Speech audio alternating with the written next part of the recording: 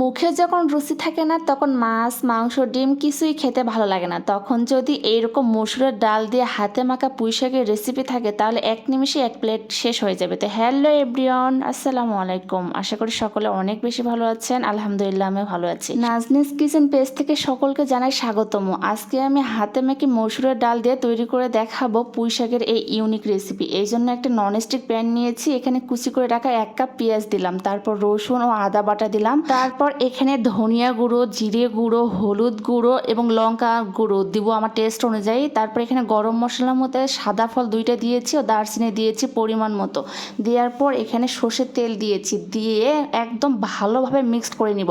এই কাজটা অবশ্যই একটু সময় নিয়ে করবেন, যত ভালোভাবে মাখানো হবে তত বেশি ভালো লাগবে খেতে।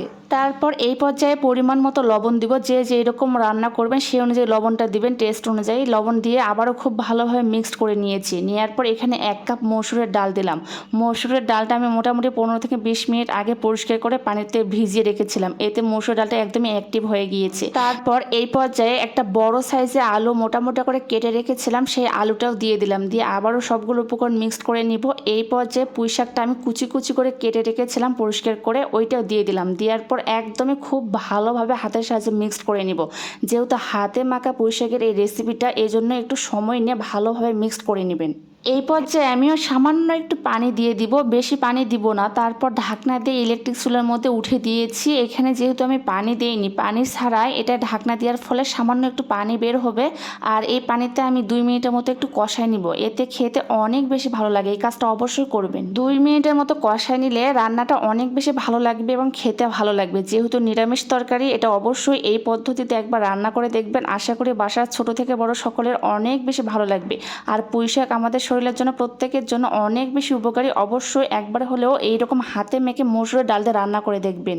2 মিনিট কষানোর পর এখানে পরিমাণ মতো পানিটা দিয়ে দিব। অবশ্যই পানির পরিমাণটা বুঝে দিবেন, যে যেরকম পরিমাণে রান্না করবেন সেই হিসেবে পানিটা দিয়ে দিবেন, যাতে একদম ডাটা সহ ডাল সহ সব কিছু একদমই সেদ্ধ হয়ে যায়।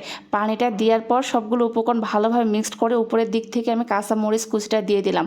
কাঁচামরিচটা আমি ফালি ফালি করে রেখে দিয়েছিলাম, আপনারা চাইলে গোটাও দিতে পারেন। দেওয়ার পর আমি ঢাকনা দিয়ে ঢেকে দিব একদম। এই পর্যায়ে পানিটা যখন একদমই ফুটিয়ে আসবে, মাঝে মাঝে আমি ঢাকনাটা খুলে এভাবে নেড়ে দিব, যাতে একদমই খুব ভালোভাবে সেদ্ধ হয়ে যায়। যেহেতু নিরামিষ তরকারি, এটা অবশ্যই একটু পদ্ধতি মেনটেন করে রান্নাটা করে দেখবেন। আশা করি সকলের অনেক বেশি ভালো লাগবে। তো আমার ভিডিওটি কে কোন জেলা থেকে দেখতেছেন অবশ্যই কমেন্টে জানাবেন। আর আমার ভিডিও যদি ভালো লাগে তাহলে সেটাও মতামত দিবেন। মুখে যখন রুচি থাকে না তখন এইরকম একটা নিরামিষ তরকারিও অনেক বেশি ভালো লাগে। আশা করি এই ভিডিওটি সকলের অনেক বেশি ভালো লাগবে। আজকের মতো সবাই ভালো থাকবেন, সুস্থ থাকবেন, আমার জন্য বেশি বেশি করে দোয়া করবেন। আল্লাহ হাফেজ।